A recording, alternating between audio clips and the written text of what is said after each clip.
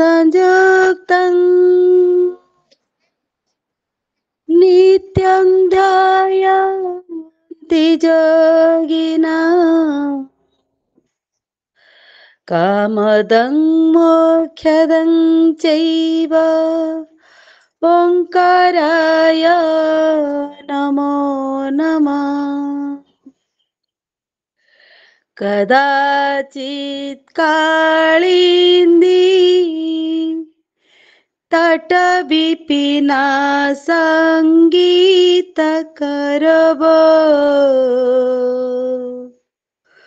मुदाभिरी नारी वदन कमला साद मधुप रमा शंभो ब्रह्मा मरपति गणेशार्चित पद जगन्नाथः स्वामी नयन पथगामी भवतु मे। जगन्नाथः स्वामी नयन पथगामी भवतु मे।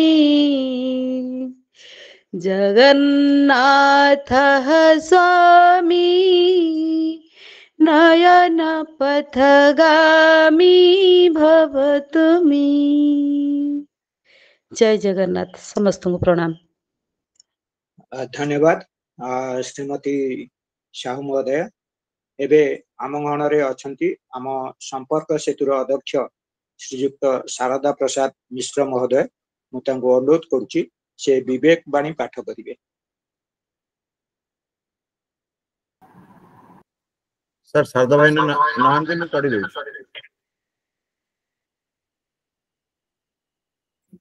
ठीक अछि आपण विवेक बाणी पाठ करंतु। क्षुधार्त हेले आमे जो कष्ट पाऊ खाइले से कष्ट अंतर्हित हुए किंतु क्षुधार्थ पुनर्बार फेरी आसे।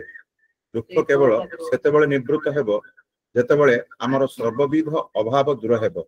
ताहाले क्षुधा आमको कष्ट देई परिबो नाही। कोनोसी प्रकार दुख बा जंत्रणा आम माननको विचलित करि परिबो नाही।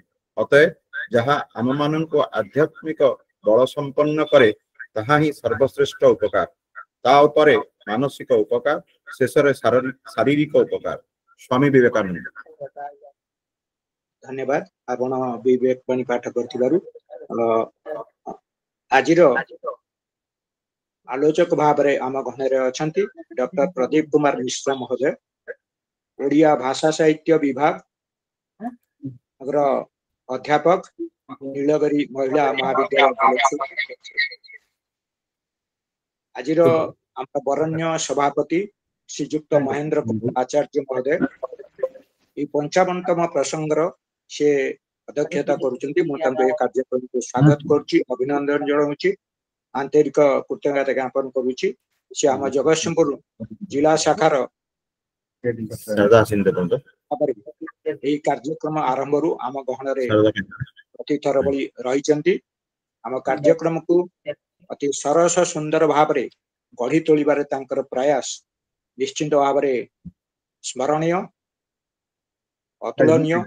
जने गवेषक भाव रे, साहित्यिक भाव रे, शिक्षाविद भाव रे, नाट्यकार भाव रे तांकर जो व्यक्तित्व रही समस्त को जना। केवल जगतसिंहपुर जिला नुहे ओडिशार जने श्रेष्ठ सारस्वत साधक भाव रे तांकर यथेष्ट सुनाम रही। प्रति थर भली यही कार्यक्रम को से अध्यक्षता करुचंदी। आमे तांको परे आमर कार्यक्रम को सरल सुंदर करिवारे तांकर प्रयास मु केबे भी केही भूली परिबे नाही। तांको अनुरोध करछि से कार्यक्रम को आगे नेबे एवं कार्यक्रम रे आजिर आलोचक संपर्क रे से तांकर परिचय रखिबे स्वागत भाषण एवं विषय प्रस्तावना संपर्क रे अनुरोध कर से कार्यक्रम को आगे। धन्यवाद श्रीयुक्त उत्कल रंजन महांती महोदय।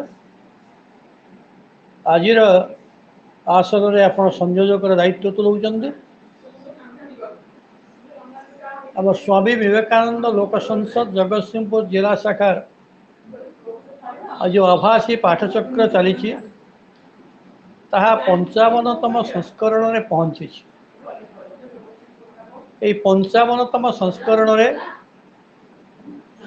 आम सहित आलोचक भाव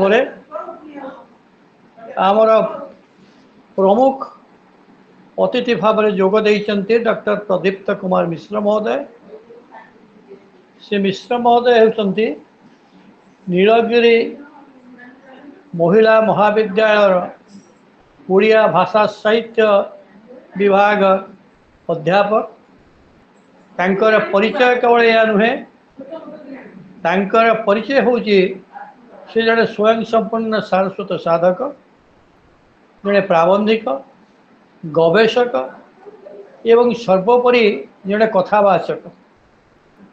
तांकर आध्यात्मिक चेतना, तांकर स्रष्टा सृष्टि जो पुस्तक रचना करिसेंती से समग्र ओडिशा जड़े मूर्धन्य प्रवक्ता भाव तांकर सम्मान रही एवं से तांकर विभिन्न समय जड़े सुवक्ता भाव परिचित। तांकर वक्तव्य आम जाचे बहु सारस्वत अनुष्ठान सहित अनुष्ठान सांस्कृतिक और सारस्वत अनुष्ठान से संवर्धित होती।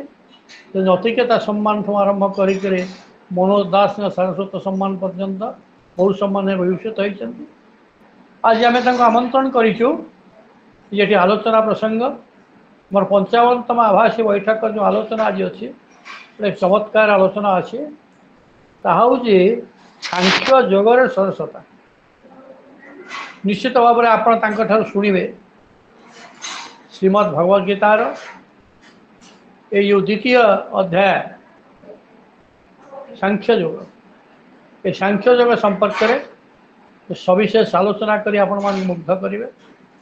आज आसन में डॉक्टर मिश्र को मो ये आसन को आमंत्रण करने सहित तांको स्वागत करुच्ची एवं आज आलोचना चक्र से आरंभ करेंगे। एवं आज आलोचना निश्चित भाव में आप जानवे से केते विद्वान एवं गीता उपर तांकर जो पांडित्य आप निश्चित भाव में बुझीपारे। अनुरोध कर डॉक्टर मिश्र महोदय को से तांकर आलोचना आरंभ कर। जय जगन्नाथ। मते आपण माने सुनी पारुचंती? हाँ हाँ शुणी हो। मु आपण मानक पाखकु वीडियो ऑडियो बोथ रे आसी पारु नाही कारण वर्षा होची एठी एवं मु बाहरे गोटे बारंडारे बसची। तेणु आपण माने मते वीडियो रे देखि पारु नथिबार मु मो तरफ क्षमा मागी नेउची। हरि ओम। दारू ब्रह्ममूर्ति प्रणवतनुधरा सर्ववेदांत सार भक्तानां कल्पवृक्षं भवजलतरणी सर्वतत्त्वान तत्त्वम् योगिनां हंसतत्त्वं हरिहर निमित्तं श्रीपति वैष्णवानां शैवानां भैरवाख्यं पशुपतिरिति सा सत्त्वतत्त्व च सकते वं बौद्धानां बुद्धरूपं ऋषभज्योतिरूपं जैन सिद्धांत सार सा देवं पातु नित्यं कलिकुलहरं श्रीनीलशैलाधिनाथ गुरु ब्रह्मा गुरु विष्णु गुरुदेव महेश्वर गुरु साक्षात् परं ब्रह्म तस्मै श्री गुरवे नमः। पंगमूकं करोति वाचालं पंगुरुलंघयते गिरि यत्कृपातमहं वन्दे परमानन्दमाधवम्। पंगजं ब्रह्मा वरुणेन्द्ररुतो स्तुन्नन्तो दिव्यैस्तवैः ऋवेदैः सङ्गपदः क्रमपनिषयं ध्यायं योगं सामगा ध्यानावस्थित तद्गतेन मनसा पश्यन्ति यं योगिनां यस्यां तं न विदुः सुरासुरगणा देवाय तस्मै नमः। शुभ संध्या। जगतसिंहपुर जिला शाखा स्वामी विवेकानंद लोक साहित्य संसद ओडिशार 55तम ई पाठचक्र ए 55तम ई पाठचक्र रे सभापतित्व करुथिबा सभापति महोदय संयोजन रे थिबा संयोजक महोदय एवं आजिर विवेक वाणी एवं स्वागत संगीत ओंकार ध्वनि नाद करिथिबा महोदय महोदया एवं उपस्थित समस्त सुधी सज्जन दिव्य आत्मन ओडिशार कोण अनुकोणरु समग्र हरि पिपासु समस्त ज्ञान पिपासु मूर्धन्य व्यक्तित्व मानंकु ए अधम अकिंचनर मथालटा प्रणाम। आ उपस्थित मोर किछि छात्र छात्री मानंकु मु शुभेच्छा अभिनंदन सुस्वागतम जनाउछि। एभली एक कार्यक्रम रे मते कहिबार सुजोग देथिबा मु जगतसिंहपुर जिलावासी निकट रे मोर कृतज्ञता ज्ञापन करुछि। प्रथम कथाटी अछि आजिर आलोचना विषय रे सांख्य योगर सरसता। आमे समस्त जानू श्रीमद् भगवत गीता 18 गोटी अध्याय रे 700 श्लोक रे भगवान श्री कृष्ण अर्जुन को पुंखानुपुंख जीवनर समस्त तथ्य तत्व रहस्य विषय रे अवगत कराइछन्ति। एई न्याय रे आमे सांख्य योग को काहेकि बाछिलु, काहेकि अर्जुन विषाद योग को बाछिलु नाही, काहेकि कर्म योग को बाछिलु नाही, काहेकि चतुर्थ अध्याय ज्ञान योग को बाछिलु नाही, आमे काहेकि कर्म संन्यास योग को बाछिलु नाही, ध्यान योग को बाछिलु नाही, आमे श्रद्धात्रय विभाग योग को बाछिलुनी, अक्षर ब्रह्म को बाछिलुनी, आमे राजविद्या राजगुह्य को बाछिलुनी, काहेकि सांख्य योग को बाछिलु। आउ जो अध्याय रे 72 श्लोक अछि 72 numbers of shlokas in second chapter सांख्य योग श्रीमद् भगवत गीता रे मु एथि पई सांख्य योग को बोध हुए आपण माने बाछिचंती एवं ताकू बुझिबा पई सुनिबा पई मनोनिवेश करिसंती। ता पछरे अछि ठीक ता परे परे आसी जाउछि कर्म योग। कारण एथि पई सांख्य योगर सरसता को आमे बुझिबा आम पवित्रता ही आम शक्ति। कारण अर्जुनंकर हाथरू से दिन गांडीब खसी पड़ुछि, से दिन हाथ शिथिल होउछि, आत्मीय मानंकु देखि युद्ध करिबा पई मनोनिवेश करि पारु नाहंती अर्जुन। 72 श्लोक माध्यम रे कथोपकथन।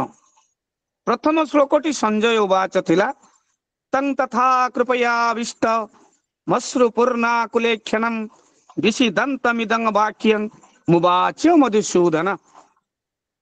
अर्जुन अश्रुल नयन होइछि देखिले मधुसूदन बुझाई कहिले अर्जुन शुण मो वाक्य को शुणी सारिबा परे जहा करिबा कथा तमे करिबो आगे शुण। एइथि पई आमे शुणिबा गीता जे मुक्त आकाश रे छिड़ा कराइबार मार्ग ही प्रेम रूपक कर्म। जे प्रेम रूपक कर्म केवल गीतारु ही आमे प्राप्त होऊ। तेणु सांख्यर अर्थ कठिन होइथिले भी आमे सरसता दृष्टिकोण रु नबा। कारण एकात्मता पाई एकात्म मनर आवश्यकता अछि। आमर अहंकार पाई आत्मा परमात्मा भितर दूरता अछि अहंकार दूरे गले आत्मा परमात्मार मिलन बेसी दूर नुहे तेणु कर्म माध्यम आम अखंड को जानिबा पई आम खंडितांश को जानिबा को हबो आम भितर खंडितांश मनर जो भाव आम अखंड प्रभाव को बुझिबा पई आम कर्म को जीवा पई आगे बुझिबा पई पड़िबो अर्जुन को कहउचंती भगवान अर्जुन मो वाक्य को टिके सुन मु कोन कहूची कारण आम जानिबा आम अज्ञता होची निज पई अहित करिबा ही अज्ञता अन्य पई कर्म करिबा ही हित तेणु अविद्या दुनियार सबुठु दुख दुनियार जदि गोटे दुख अछि ता होची अविद्या जेतेबेले विद्या प्राप्ति हे जिबा ए दुख पळेब श्रद्धावान लभते ज्ञानम आमे ज्ञान प्राप्ति होबा श्रद्धाशील होबा आउ विद्या विनय संपरणं ब्राह्मणा गविहस्तिनि सुनी चैव सपा केच पंडिता समदर्शिना एई न्याय रे आमे कर्म जोग को नबाछि सांख्य जोगर कथा को जेतेबेले जानिबा सेतेबेले जेउ केतोटी गुरुत्वपूर्ण श्लोक ए अध्याय रे अछंती सेही केतोटी कथा को मु आपण मानक आगे रखिबी कारण आमे जानिचु मु मध्य उद्बोधनी बालेश्वर जिला उद्बोधनी रो संपादक रहिछि 7:50-55 पर्यंत मु कथा रखिबी कारण आमे समय सीमा रे स्टिक करिवु ए हमर नियम परिवार रो तो मु गोटिए कथा को जीवी प्रथम भगवान का प्रथम श्लोक ए अध्याय रो अर्जुन को कहउचन उतस्त्वा कस्मलो मीदं विषमे समुपस्थितम अनार्य जुष्टम स्वर्गीय म कीर्ति करम अर्जुन अर्थटी कौन ना अर्जुन विषम समय तुमरी अज्ञान आसे केउ परी जीवन मूल्य बुझे जिए ता पक्षे शोभा तो न पाए अनार्य अस्वर्ग लक्षण अकीर्ति कर हे अर्जुन हे अर्जुन टिके बुझिबा दरकार आमको तमे टिके बुझ जे प्रसंगटी कौन मु एठी आपण मान को गोटे कथा कहिबी कर्म रे सिद्धि अछि जहार विश्वास अछि ता प्रति कर्म केबे दुरूह पड़िबो नाही कर्म रे सिद्धि अछि असिद्धि भी आसे अध्यवसाय बल रे निरवच्छिन्न जत्न रे कर्मर धारा जमई रहिले सिद्धि व असिद्धि सेथिरे भासी जाए तेणु आम पाखरे प्रथमे स्थिरता स्थिरता परे निरंतरता निरंतरता स्थिरता सहृदयता ये सबु गुड़िक जेते बेले एकात्मता भितरे गति करिवे सेते बेले मनीष सार्थकता लाभ करे सार्थकता भितरे सफलता थाए सफलता भितरे सार्थकता न थाए जेमिति आनंद भितरे खुशी थाए खुशी रे आनंद न थाए आनंद एवं खुशी दुईटी कथा पार्थक्य भी अछि जहा आनंद ताहा खुशी नुहे तेणु अर्जुन को एठी बुझेबा को जिबा बेले भगवान कृष्ण कहिचंती कहिले तृतीय श्लोकटी कहउचंती क्लैव्यं माक्ष्म गमः पार्थ नैतत्व जीव प्रपद्यते उद्रं हृदय दौर्बल्यं त्यक्तो तिष्ठ परंतप अर्जुन क्लीबतार वशवर्ती हो नाही तुम पक्षरे एटा स्वभाव पाउनी कौन करिवि कौन नाही ये प्रकार द्वंद्व भितर काई अछ ये प्रकार क्षुद्र हृदय दुर्बलता को त्याग कर आमे सबु बेले द्वंद्व रे पड़ी कारण आमे भागवत रु जानू चारिटी अवस्था मनुष्य मध्य अछि भूल करिब भ्रम भूल करी प्रमाद गणिब संतापित हब ताकू आमे कहचे प्रमाद भ्रम प्रमाद तृतीय कथाटी अछि करुणा पाटब पुणी सेही कार्य रे सेमते भूल करछि एवं शेषरे आछि विप्रलिप्सा ए चारि कथा जेतेबेले भागवतर तत्वरु आमे उपलब्ध होउचे तेनु एठी ଦ୍ୱନ୍ଦ୍ୱରେ ନ ପଡିବା ପାଇଁ ଅର୍ଜୁନଙ୍କୁ ଭଗବାନ କହୁଛନ୍ତି କାହିଁକି ଦ୍ୱନ୍ଦ୍ୱରେ ପଡୁଛ? ଏଟା ତମ ପାଖରେ ଗୋଟେ ବୀର ପାଖରେ ଦ୍ୱନ୍ଦ୍ୱ ସଭା ପାଏନି। ବୀର ପାଖରେ ଦ୍ୱନ୍ଦ୍ୱର ସ୍ଥାନ ନାହିଁ। ବୀର ପାଖରେ ଏକମନତାର ସ୍ଥାନ ଅଛି, ଏକାତ୍ମ ମନର ସ୍ଥାନ ଅଛି। ତେଣୁ ବୀର କହୁଛନ୍ତି ତମେ ଏ ପ୍ରକାର ଚିନ୍ତାଧାରା ତମ ଭିତରେ କାହିଁକି ଜନ୍ମ ନଉଛି ଅର୍ଜୁନ? ତେଣୁ ଯେତେବେଳେ ଭଗବାନ ବୁଝଉଛନ୍ତି କହିଲେ ଅର୍ଜୁନ ତମେ ଦ୍ୱନ୍ଦ୍ୱରୁ ଦୂରକୁ ଯାଅ। ମୁଁ ଏଇଠି ଗୋଟେ ଆପଣ ମାନଙ୍କ ଆଗରେ ଗୋଟେ ବିଚାର ରଖୁଛି।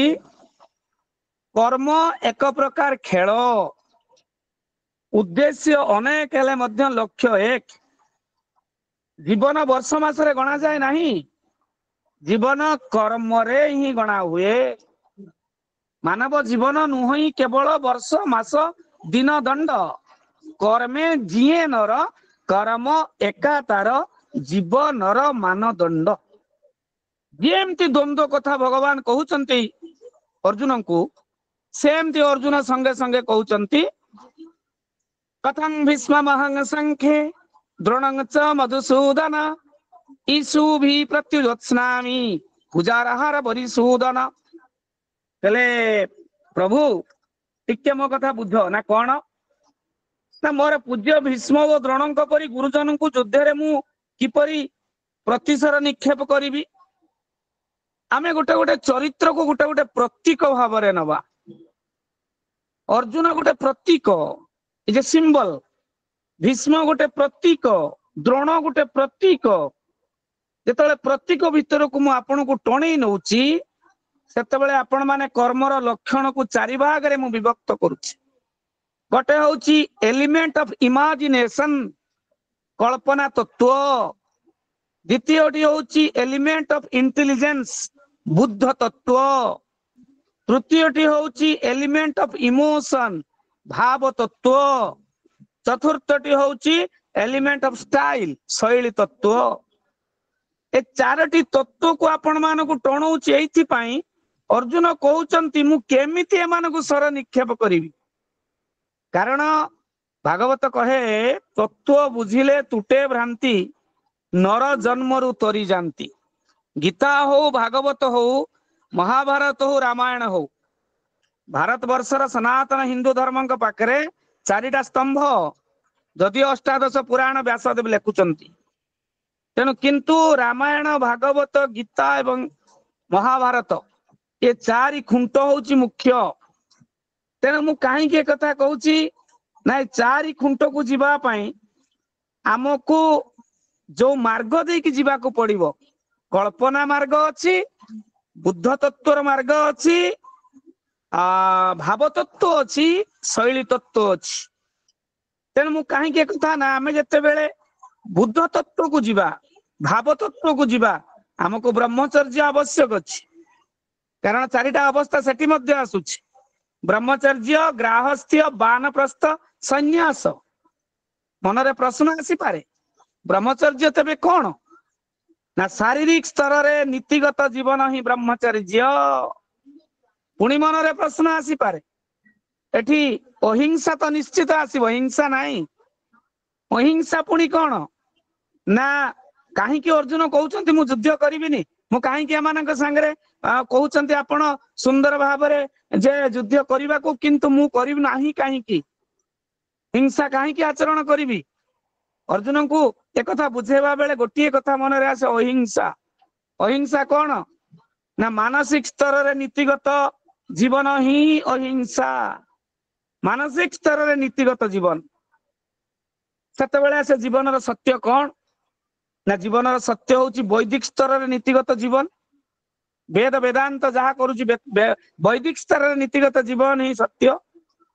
ସେତେବେଳେ ଆସି ଯାଉଛି ଅର୍ଜୁନଙ୍କୁ ଶେଷ ଆଡକୁ ଟଣେଇ ନେବେ, କର୍ମ ପାଇଁ ମାନସିକତା ହିଁ ମାପକାଠି। ମାନସିକତା କର୍ମର ମାପକାଠି। ଆମ ମାନସିକତା କଣ ଅଛି? ଏଠି ଅର୍ଜୁନଙ୍କୁ ମାନସିକ ଭାବରେ ଦୃଢ କରୁଛନ୍ତି ଭଗବାନ ଶ୍ରୀକୃଷ୍ଣ। ତେଣୁ ତ କହିଲେ ଗୁରୁ ନ ହତା ହି ମହାନୁଭାବ ଶ୍ରେୟୋ ଭକ୍ତ ଭକ୍ଷ୍ୟ ମପିହ ଲୋକେ हत्वार्थ कामस्तु गुरुनि हईव पुंजीयो भोगान रुधिर प्रदिगितान। अर्जुन एठी बुझ ना कौन प्रभु ना जो माने गुरुजन समस्त महात्मा मान को बद्ध कर जीवन उपभोग करने अपेक्षा पृथ्वी रे अर्जुन एक कथा कहते भगवान को कहले पृथ्वी रे कौन करवा ना भिक्षा कर बंचवा बरং भल। अर्जुन कहते जदि से को बध करे मुझे आमे माने जहा लाभ करवा ताहा तो गोटे रुधिर रंजित हो एक कथा जितेबले कहते अर्जुन भगवान को सेतेबले आमको गोटे कथा आसुची आध्यात्मिकतार कर्म कौन ना आध्यात्मिकतार कर्म को जानिबा होची अंत सत्ता को जानिबा जहा कि आम मन प्राण आत्मा ठारू भिन्न अंत सत्ता सहित जड़ित हेले आम चिंता चेतना सेथिरे मध्य जड़ित हुए। तेणु चेतनार प्रगति ही असल आध्यात्मिकता जहा जीवनर मुख्य कर्म। तेणु आसक्तिर कालीमारू विताड़ित होई आसक्तिर कालीमारू विताड़ित होई निरासक्त आड़कू उत्तरित हवा होची आध्यात्मिक कर्म। एठी भगवान केबे भी कहि नांती जे तमर कर्मटी होची एठी आत्मी मानकू बद्ध करिबा ना। भगवान एठी बुझो एतबेले अर्जुनकर सबु द्वंद्व को क्लियर करिबे आस्ते आस्ते। अर्जुन तापरे जो कथा कहले जे न चैत विद्वान कर तर्ण गरियो जत्वा जयेम जदि भान जयेयु जानेब हत्वा न जिजीविषाम तेव स्थिता प्रमुख धरात राष्ट्र। पण आंभ मानक पक्षरे भल आंभे माने जानु नाहु सेमानकु जिनिबा बा सेमानक द्वारा विजित हेबा कर्तव्य केउटा आंभ मानक पाखरे भल आमे ताहा जानु नाहु। धृतराष्ट्रंक पुओ मानकु आंभे माने जदि मारी देउ ताले सेमाने मले कि बंचिले आमे किछि से विषय चिंता करिबा नाही। तेणु धृतराष्ट्रंकर पुत्र माने वर्तमान आंभ मानक सम्मुखरे युद्ध क्षेत्र दंडायमान होइछंती। एइटी गोटे कथा आसुची ए द्वंद्व भितर गोटे कथा आम समस्त मन को आसुथिबो ताहा होची अनुताप। अनुताप उत्तरणर परिभाषा जे अनुताप करूनी ता पाखरे उन्नति नाही। अनुताप उत्तरणर परिभाषा व्यक्ति स्वाधीनता व्यक्तिवादर आधारशिला। एठी व्यक्ति स्वाधीनता चाहुचंती ना व्यक्तिवादर कथा कहउचंती। जो कथा हमें सब वाद पढ़ुचे वास्तववाद नारीवाद अति वास्तववाद हमें साहित्य सब वाद को पढ़ुचे। व्यक्ति स्वाधीनता व्यक्तिवादर आधारशिला। तेणु मु कहूली आउ थे कहूँ आसक्तिर कालीमारू अनासक्तिर आलोक आड़कू जीवा ही विवर्तन। गीता विज्ञान आम समस्त जानू श्रीमद भगवत गीता हूँ विज्ञान। एठी डार्विन का विवर्तनवाद अच्छी आसक्तिर कालीमारू अनासक्ति आलोक आड़कू जीवा ही विवर्तन। तेणु सुजोगर अपव्यवहार कले उत्तरण हाथ छड़ा हम बुझा तो चेष्टा करुचंती कारण कर्म पूर्वर 72 श्लोक ए अध्याय रे रोच। तेणु से कहउचंती जो कथा जे अर्जुन कहिले कार्पण्य दोष पहत स्वभाव पुच्छामि त्वांग धर्म समूढ़ चेता जदश्रेयस्यानि चितं ब्रूहि तन्मे शिष्यो स्तेह सादि मत्वांग प्रपरणम। अर्जुन एक कथा कहउचंती भगवान कृष्ण को कहले कार्पण्य दोष बहुत स्वभाव मोर कौन कर्तव्य ता मु भाभी स्थिर करि पारुनी। दुर्बलता जोगु मु मोर मानसिक भारसाम्य हरउची। ए अवस्था रे मो पक्षरे कौन श्रेयस्कर दया करिके टिके मते कहंतु तो वर्तमान मु आपणकर शिष्य हेली एवं आपणकर संपूर्ण शरण रे आसी गली दया करी मते टिके कहंतु। मु एइठी गोटिए कथा आपण मानकु कहूची जे सुजोगर अपव्यवहार कले उत्तरण हाथ छड़ा हो जाए। कारण एठी मुक्त इच्छा को व्यवहार न कले व्यक्तिवाद उत्तरण को विलंबित करे। मुक्त इच्छा प्रकट करुछंती अर्जुन कहीं सांख्य जग सरसता आमे जिज्ञासा रखुने। आजिर पीढ़ी आमे देखुचे आजिर पीढ़ी सार मानक पाखरे अवधान मानक पाखरे जिज्ञासा नहीं। सांख्य जोग जिज्ञासा सृष्टि करे। सांख्य जोग रे जिज्ञासा आसुची निश्चित भाव में जो जिज्ञासा अर्जुन को दृढ़ कर तेणु सांख्य जोग को आमे जो विषय वस्तु को चयन कलु सांख्य जोगर सरसता कारण मुक्त इच्छा अर्जुन इच्छा करुचंती कौन शुणिबे कौन जानिबे प्रभु मते टिके जणाओ ताको आमे नवाक्षर छंदरे ए श्लोक को कहिलु कर्तव्य कियटई मोर करि पारुनी मने स्थिर दुर्बल जगु मुहि मोर भार हराई छि मनर मो पक्षे श्रेय कियटई कुहंतु बारे दया बही शिष्य मु आपणक हेली संपूर्ण शरण पशिली। एई अध्यायर 6 नंबर श्लोक परे 7 नंबर श्लोक रे भगवान कर शिष्य हेले अर्जुन कहले मु शिष्य हेली मते टिके कोन मोर कर्तव्य टिके जणाओ। मु एठी गोटे कथा आपन को आगे समस्त आगे रखुची धृष्टता है पारे किंतु एतिकी कहिबी भौतिकवादी मनीष पाई केतेक कर्तव्य कर्म निर्धारण हेछि कर्म संपादन करी विशुद्ध हैला परे व्यक्ति संन्यास ग्रहण करे।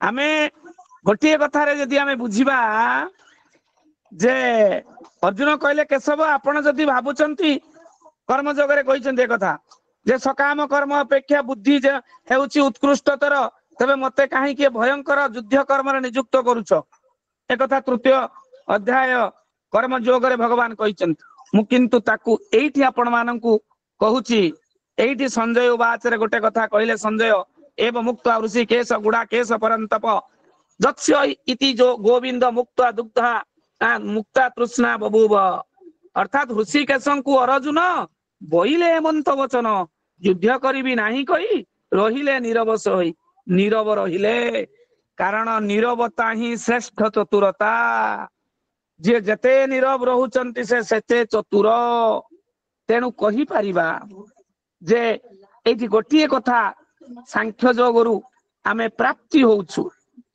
सांख्य जोगरु एठी गोटे कथा प्राप्ति हेलु जिज्ञासार आरंभ मनीषर चेतना जाग्रत हेबा ठारू जेते पर्यंत चेतना जाग्रत होइनी सेते पर्यंत मनुष्यर जिज्ञासागर पूर्णच्छेद पड़ी रही आवरण रही ताकू खोला जाई नाही कारण सेते बेले जिज्ञासा आसीबो जेते बेले जाग्रत हबो मनीष सुईकी अछि सुसुप्ति जाग्रत जिज्ञासा प्रतिष्ठा चारिटा स्तंभ व्यक्तिर पुणी चारिटा स्तंभ कहली सुईकी अछि उठिबो जाग्रत हबो तापर जिज्ञासा करिबो तापर प्रतिष्ठा प्राप्ति हबो बिना जिज्ञासा रे प्रतिष्ठा नाही बिना जिज्ञासा रे परिचय मध्य नाही जोठी परिचय सेठी प्रतिष्ठा आमे किंतु बिना जिज्ञासा रे बिना जाग्रत रे साधारण भाव रे प्रतिष्ठा पाइबा पई आज दौड़िछि मनीष तेणु कहीं ना ये कहूँ आपण को ए जीवन सृष्टि रहस्य कौन एबे आसुथिबा प्रश्न मानसिक स्तर रे रहस्य बुझी हुए नहीं कारण मौलिक दिव्य मानसिकता जीवन रहस्य को बुझे दिए एठी रहस्य बुझिबे तेणु नीरव हेई गले अर्जुन कहले एथर मते टिके कहंतु प्रभु मु आपणकर हेई गली कोन ना मु शिष्य हेई गली भगवान आरंभ करूचंती ओशौच्या नन्व शोचोस्त्वं प्रज्ञावादां सभाससे गतासून गतासुंस नानु शोचति पंडिता भगवान कहउचंती अर्जुन सुन सुन सुन ना कोन ना पांडित्य कथा कहुअछ अजथा शोक प्रकाशुछ जीवित अबा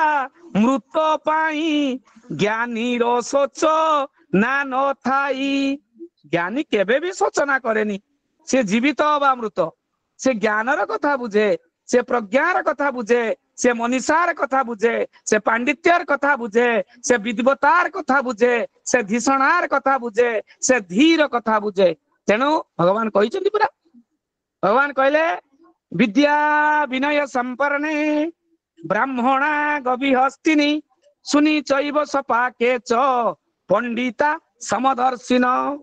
पंडित व्यक्ति सी जे समस्त को समान भाव देखे ता पाखरे पर अपर नाही भाव भाव नाही प्रिया प्रीति तोषण नाही जन्म मृत्यु किछि नाही। तेणु यही अध्याय रे ही कुआ जाइछि जे जो वासांसी जीर्णानि यथा विहाय नवानि गुरुनाहाति नरौ पराणि तथा शरीराणि विहाय जीर्णानि अन्यानि संजाति नवानि देहि। भगवान मु एतिकी खाली कहूची समय होउची जे अर्जुन तमे तो पांडित्यर कथा कहूच एते बढ़िया से अजथा शोक प्रकाश कहीं करछ। जीवित बा मृत पाई ज्ञानी रो केबे सूचना नता है। तेणु तमे एमिति काहे के होउच। तेणु काहे अर्जुन एमिति होउचंती सेहिति पाई गोटे मोर विचार रखुची। विचारटी होउची जे विश्वास अधिक रु अधिक बलवत्तर हेबा मनुष्यर लक्षण। आ गोटे विचार रखुची चेतना विक्षिप्त होई संजत हेले मौलिकता प्रकाश पाए केवल विश्वास माध्यम रे। अर्जुन चुप रहउचंती कारण विश्वास को बढ़ेइबे। एते तांको भितरे जो दुर्बलता अछि से दुर्बलता को कमेइबे। नीरवता रे दुर्बलता कमे। नीरवता दुर्बलता नुहे नीरवता सबलता राबावनी। जे नीरव रहउछि से दुर्बल नुहे नीरवता सबलता राबाहनी। तेणु विश्वास को बढ़ेबा पई से नीरव रहउचंती भगवान के पाखरु सुनिबा को चेष्टा करूचंती। कह कौन है प्रभु टिके कहि दियो। सेति पई तो भगवान कहले देहिनोस्मिन् यथा देहे कौमारं यौवनं जरा तथा देहा तरा प्राप्ति धीरस्तत्र न मुह्यति। हे अर्जुन बुझ बुझ कौन ना प्रभु कौन ना गोटे कथा होची जे सुंदर कथाटी कहउचंती। ए कथाटी को बाल्य यौवन वृद्ध बेल मृत्यु ही सत्य चिरकाल अन्य शरीर प्राप्त हुए ज्ञानी मोहित केबे नोहे। ज्ञानी केबे मोहित हुए नाही।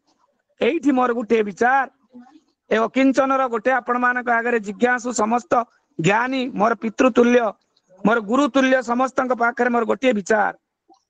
से विचार होची जन्म जन्मांतर धरी अभिज्ञतार संचय करिबा ही ज्ञान। जन्म जन्मांतर धरी अभिज्ञतार संचय करिबा ही परिचय। जीवन जन्म जन्मांतर धरी चलीछि ओ चलिबो चलीछि चलिबो पुनरपि जन्मं पुनरपि जन्म पुनरपि मरणं पुनरपि जननी जठर शयनम। बालेश्वर कवि ओडिशार मानववादी कवि ब्रजनाथ रथ लेखिले कहले मु एठारु चली जिबा परे दिने पुणी आसीबि ग फेरी प्रभाती तारार हसे नील पद्म नयन विलासे शिशुर ललित कंठे चौदिग मुखरित करी मु एठारु चली जिबा परे दिने पुणी आसीबि ग फेरी दिने पुणी आसीबि ग फेरी। तेणु आम भितरे आमे जानुचु आत्मार मृत्यु नाही। आत्मा जलरे बुड़ीबो नाही। आत्मा पवन भसई पारिबो नाही। आत्मा किछि हबो नाही। तथापि आमे शोक करूचु। सेहि पई भगवान ताकू सेही कथाटी को अर्जुन को बुझौचंती। तेणु एटी गोटिए सीधा सड़क आपण मान को नहीं जाउची। श्लोक संख्या मु तो सेटा को कहि सारिची वासांसी जीर्णानि 22 नंबर श्लोक। ए शरीर आमे पिंडिथिबा परिधान करिथिबा वस्त्र छिंडी गले नुआ वस्त्र परिधान करिबा भली ए शरीर जराजीर्ण हे गला परे ए आत्मा आउ गोटे नूतन शरीर प्राप्त हुए। ताकू आम भागवतर नवाक्षरी छंद को आमे जेतेबेले जाउचे जीर्ण वस्त्र को त्यागी नर नूतन वस्त्र व्यवहार आत्मा त्यजई पुरातन नूतन शरीर ग्रहण।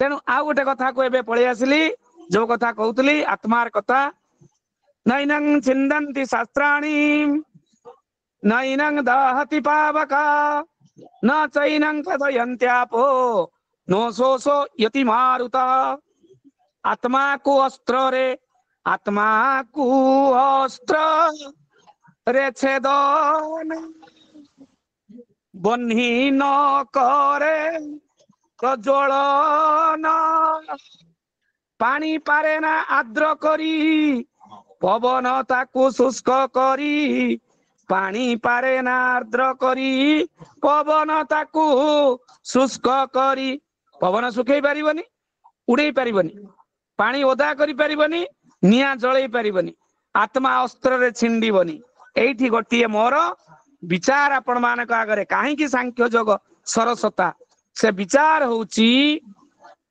सचेतन और अवचेतन प्रभाव हेउची आम संस्कृति आपणकर प्रथम कथाटी होउची संस्कृति शब्दटी अछि आम संस्कृति को बुझिबा दरकार एठी कारण आमर जो स्तर अछि अवचेतन स्तर चेतन अवचेतन अति चेतन आमे कॉन्शियस सबकॉन्शियस अनकॉन्शियस स्तर को जाउचु एई कथाटी को आमे एइति पई जीवन को केते बेले शोकरे अभिभूत हवा नहीं जेते बेले आमे सब जानूचु गीतार एते सब कथा एते ज्ञान आमे प्राप्ति होउचु तेबे आमे अजथाटारे दुख करिबा नहीं सेइति पई मोर गोटिए आपण मानकर ए जो विषय वस्तुटी प्रथम विषय वस्तुटी रहिछि भक्ति शक्ति और संस्कृति एई आधार रे कहूची एई आधार रे गोटिए विचार से विचार होउची अंतरात्मा साबालक प्राप्ति हेउची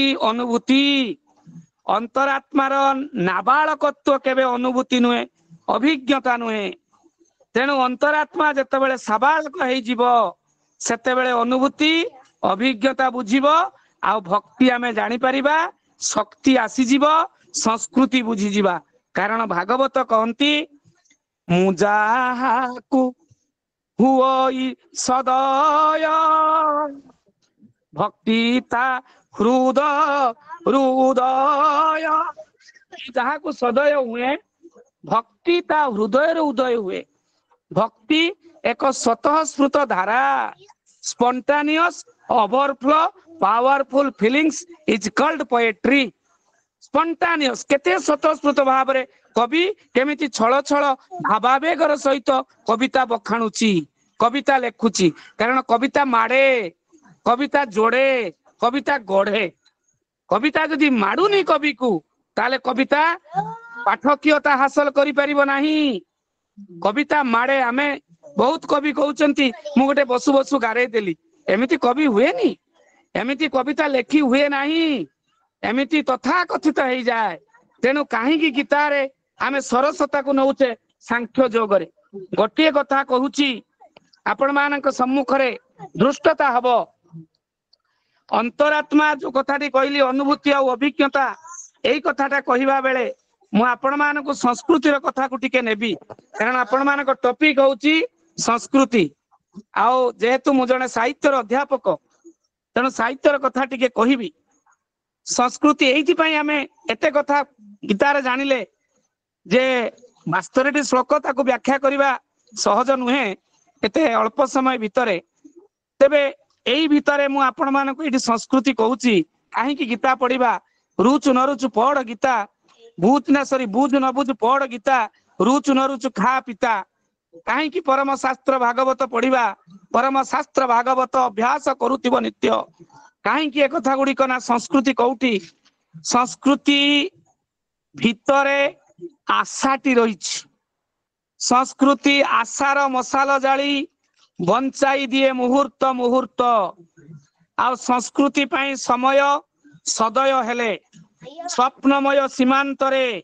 सूक्ष्मतम अन्वेषार अनुभव स्रष्टा पाई सृजनी रे साहाय्य करे ताले संस्कृति स्रष्टा पाई ता सृजनात्मकता रे साहाय्य करे अपसंस्कृति रे चलिले सृजन आसीबो नाही सृजनी आसीबो नाही मौलिकता आसीबो नाही तेणु संस्कृति एकांत जरूरी संस्कृति निरोल निसर्त भावनार उत्तरण संस्कृति निरोल ता पाखरे शर्त नाही कंडीशन नाही कारण आमे डिवोशन आध्यात्मिकता को जाउछु स्पिरिचुअल को जाउछु सेतबेले पचरा जाउची आध्यात्मिकता कोन unconditional discipline is called devotion condition नाही संस्कृति रे निसर्त भाव रे रहिबो लेखक पाखरे संस्कृति सबु बेले निसर्त जो टणे होना जाएनी संस्कृति को तमे संस्कृति प्रिय हुआ ता मूल रे थाए संस्कार पिता माता भीतर यदि संस्कार रहउची पिला ऑटोमेटिक संस्कृति संपन्न होई जिवो कारण परिवार सेतिकी संस्कृति संपन्न हेले आम संतान माने संस्कृति संपन्न हेई निजे निजे गोटे गोटे स्रष्टा हेई जिवे निजर सृजन शक्ति दृढ़ हेई जिवो तेणु कहिबार तात्पर्य संस्कृति जणई दिए और संस्कृति राहा दिए संस्कृति विश्वास दिए संस्कृति आशा स्थापन कराए अभाव बोध असह्य क्लांति अबस अबस धैर्य हरा मुहूर्त ए सबु को पारी हबार ए मायार हाटरे एठी मायार हाट चली मायार हाटरे अधीर मनर माटीरे मोहमग्न मनुआ मानसिकता सेतेबेले बसीभूत हब जेतेबेले संस्कृति को आमे आपणेई पारिबा तेणु गीता भागवत आमे काहे स्वयं विवेकानंद लोक साहित्य संसद चित्त भाईना थिबे मु प्रणाम जनाउछि चित्त भाईना को तो ये एक विराट आंदोलन संस्कृति सनातन सनातन हिंदू धर्म सनातन वैदिक हिंदू धर्म पई आज विवेकानंद लोक साहित्य संसद रो विभिन्न विंग्स गोटे गोटे विप्लव ए धर्म पई ए जाति पई ए भूखंड पई कहिना वर्षाणां भारत वर्ष देशानां उत्कल स्मृत उत्कलस्य देश नास्ति मही तले कपिल संगीता ये कथा जेतेबेले आमे कहूचे सेतेबेले हमको बुझिबा को पडुची आज काहे कि समस्त शिक्षाविद मानकर ये एक कोन कहिबी जे समारोह समस्त शिक्षाविद एटी समस्त संस्कृति प्रिय व्यक्ति विशेष मु कहिबाटा भी दृष्टता हबो तेणु एतिकी कहूची संस्कृति आपोस आलाप माध्यम रे विवेकर वंशी सुनाई पारे विवेकर बाणी आमे सुनुचु विवेकर वंशी संस्कृति सुनाए आउ तुहा को तुहा इच्छार इंगित रे वेद ध्वनि वेद पाठ करई पारे संस्कृति जणई दिए चतर जंत्रणा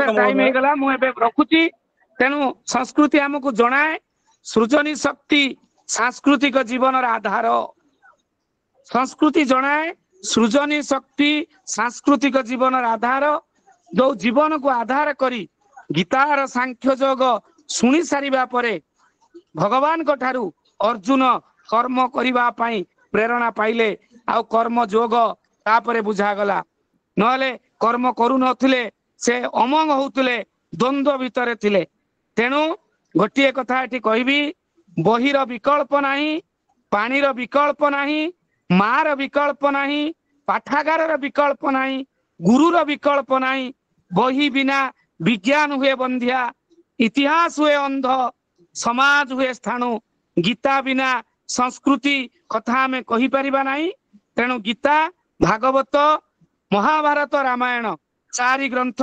सनातन धर्म को एमती जुगे जुगे वर्ष पर वर्ष कली जुग 4,32,000 वर्ष अतिक्रम करिबा परे मध्य यार स्थिति रहिछि रहिबो एथिरे द्विमत नाही आसंतु समस्त को प्रणाम जनाउछि केवल एतिकी कहूछि संस्कृति रु सभ्यतार जन्म संस्कृति माँ सभ्यता तार छुआ संस्कृति रु सभ्यतार जन्म एही सभ्यता भितरे संस्कृति को न भूली आसंतु पुणी जगतसिंहपुर जिलार सेप्टेम्बर 6 को अपेक्षा रखिबा आउ एक सुंदर संध्या को पुणी जने नूतन कथावाचक समस्त को प्रणाम मते क्षमा देवे जदि भूल थाए विमस्या पिरणे भंग मुनिनांग च मति भ्रम जदि शुद्ध मसूदंग बा मम दोष न विद्यते हरि ओम शांति शांति शांति पुणी जिला निकटरे जगतसिंहपुर जिला निकटरे मोर कृतज्ञता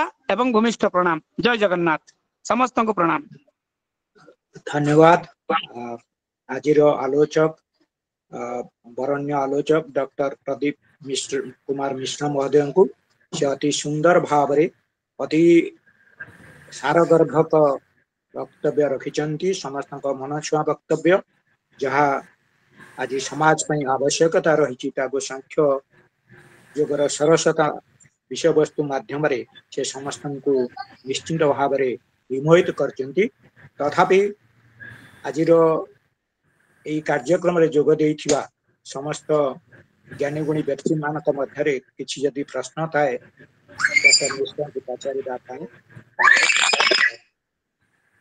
नमस्कार सर। हेलो हेलो कोंतु कोंतु मैडम। आज्ञा सर सर आपण आलोचना आरंभ कहूथिले गोटे कथा आत्मा और परमात्मा कथा जे परमात्मा भितरे मौलिक रही सुनी पारलिनी आउ थरे कोंतु। आज्ञा आपण आरंभ रु गोटे कथा कहूथिले आत्मा परमात्मा भितरे कहूथिले आत्मा और परमात्मा भितर मौलिक किसी फरक रही तत्व एका मौलिक आमर मौलिक फरक टी होउची आम खंडितांश को जानिबा बोली मु कहिछि आउ किछि नाही। आत्मा परमात्मा को जानिबा को हेले परमात्मा आत्मा भितर गोटे जो सूक्ष्म विभेद रही पार्थक्य सूक्ष्म ता केबे स्थूल नुहे ता होउची गोटे खंडितांश से कर्म माध्यम रे अखंड को जानिबा पई आम खंडितांश को जानिबा को पड़िबो। खंडितांश को जानी गले आत्मा परमात्मा भितर जो द्वंद्व आमर अछि सेटा आमर क्लियर हे जिवो आमे क्लियर हे जिबा एटा होची मोर धारणा। से खंडितांश कहले कोन सेटा सर बुझियोनी खंडितांश जो कहले खंडितांश कहले आम मनर गोटे एकात्म भाव जाग्रत हेउ नाही। एकात्म भाव पाई मन पाई एकात्मता जरूरी एटा होची खंडितांश। सेति पाई जोग साधना सेति पाई कपिल देव भगवान देवहूति को माँ देवहूति को जो अष्टांग जोग कथा कहउचंती यम नियम आसन प्राणायाम ध्यान धारणा प्रत्याहार समाधि एकात्म मन जते बेले आसी जाउची सेते बेले खंडितांश रु आमे दूरेई जाउचे आ जेतबेले खंडितांश रु दूरेई जाउचे सेते बेले आत्मा परमात्मा भितरे कौनसी प्रकार विभेद ज्ञानी माने केते बेले भी कोउठी लक्ष्य करू नांती। ये होची मोर जति गवेषणागत होची स्वल्प ज्ञान। ठीक अछि सर किंतु मते एठी गोटे कथा लागुची आत्मा सब बेले पूर्ण आ परमात्मा भी पूर्ण ता भितरे खंडितांश केमिति आछियो आमे न जानि बाटा परा कर्म माध्यम रे अखंड को जाने मु कहली आमे जो जानि पार नै जो द्वंद्व आम भितर जो द्वंद्व चलछि आम भितर जो द्वंद्व चलछि मु ता पूर्व गोटे कथा कहितली अहंकार पई आत्मा परमात्मा रो दूरता अछि एटा थरे बुझंतु आमर अहंकार पई आत्मा और परमात्मा भितर दूरता अछि। आम भितर गोटे सूक्ष्म अहंकार रोछि प्रति मनुष्य भितर ए सूक्ष्म अहंकार जेतेबेले दूरेई जीव आउ खंडितांश नाही। खंडितांश कहबा को गले एक सूक्ष्म अहंकार एठी होछि मो आम भितर जो आत्मा परमात्मा भितर दूरता सेटा को मु खंडितांश कहउछि। आज्ञा आज्ञा सर आको जीवा समय गेले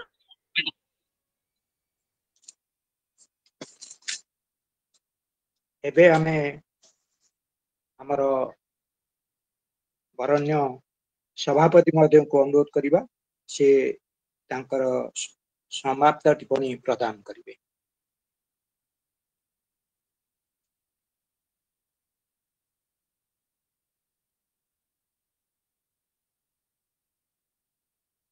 सभापति द्वारा समाप्त टिप्पणी उपस्थापन करबा पई मु श्रीयुक्त महेंद्र कुमार आचार्य महोदय को अनुरोध करछि। आजिर सभापति महोदय महेंद्र सर।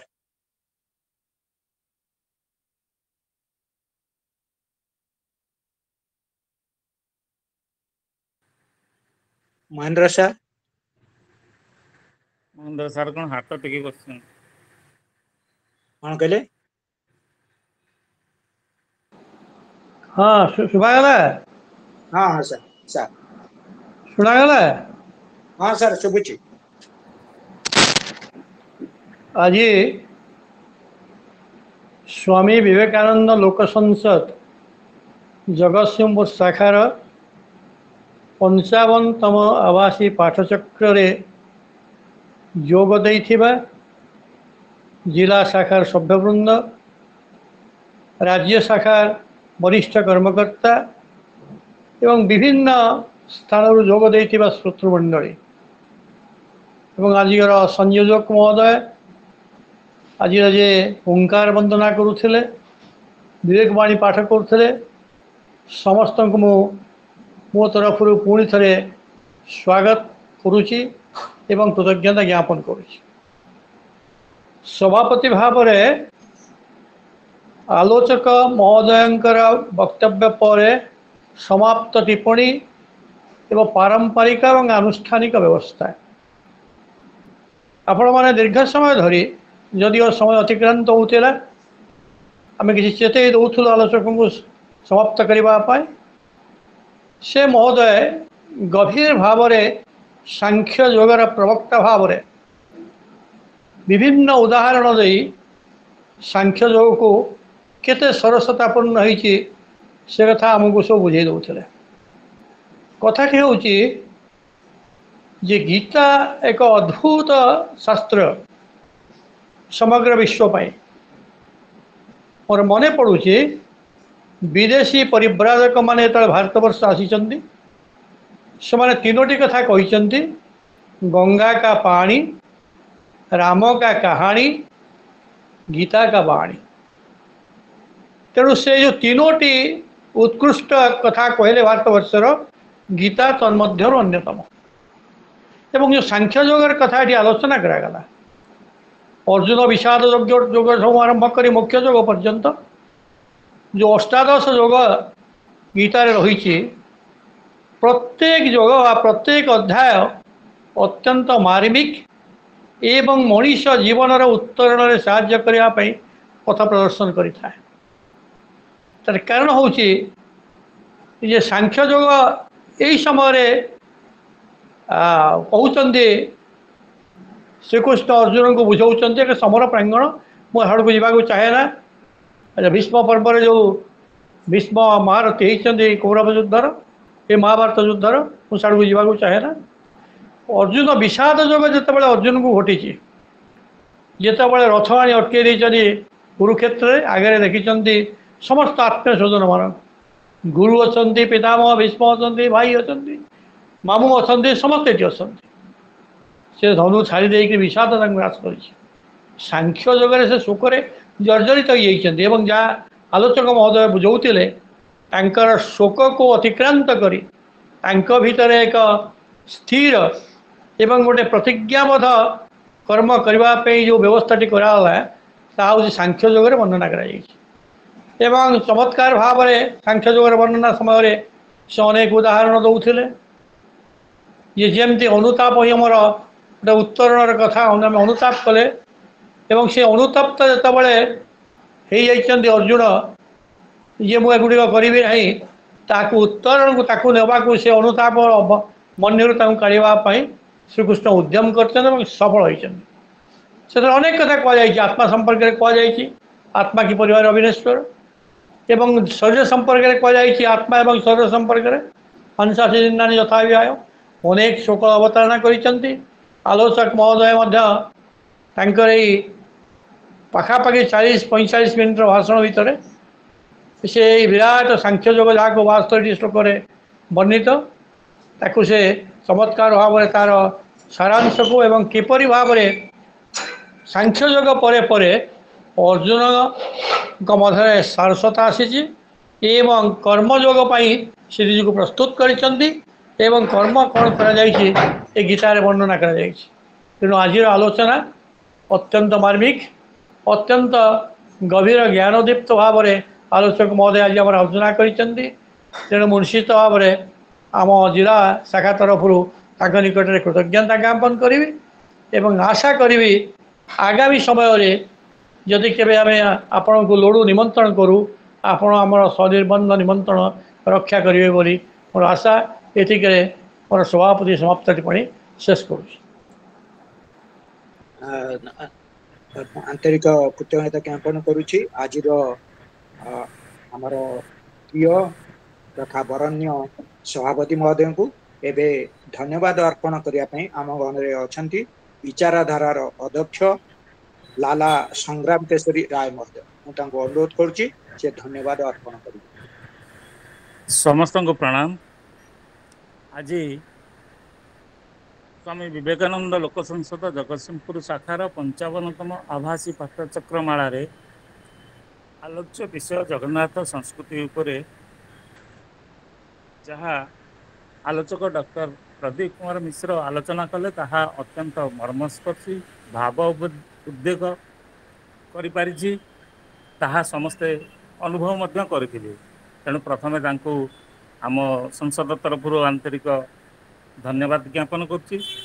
ତତ୍ସହିତ ରାଜ୍ୟରେ କର୍ମକର୍ତ୍ତା ଏବଂ ଆମର ଲୋକ ସଂସଦର କର୍ମକର୍ତ୍ତା ସର୍ବଶ୍ରୀ ସଭାପତି ଶ୍ରୀଯୁକ୍ତ ମହେନ୍ଦ୍ର କୁମାର ଆଚାର୍ଯ୍ୟ, ସଂଯୋଜକ ଶ୍ରୀ ଉତ୍କଳ ରଞ୍ଜନ ମହାନ୍ତି ମହୋଦୟ, ଶ୍ରୀଯୁକ୍ତ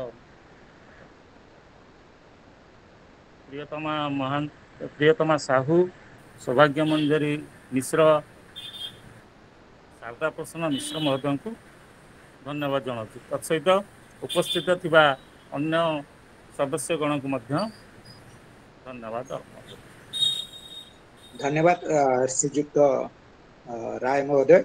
ଏବେ ଶାନ୍ତି ପାଠ କରିବା ପାଇଁ ଆମ ଗଣରେ ଅଛନ୍ତି ଶ୍ରୀମତୀ ସୌଭାଗ୍ୟ ମଞ୍ଜରୀ ମିଶ୍ର ମହୋଦୟ। ମୁଁ ତାଙ୍କୁ ଅନୁରୋଧ କରୁଛି ସେ ଶାନ୍ତି ପାଠ କରିବେ।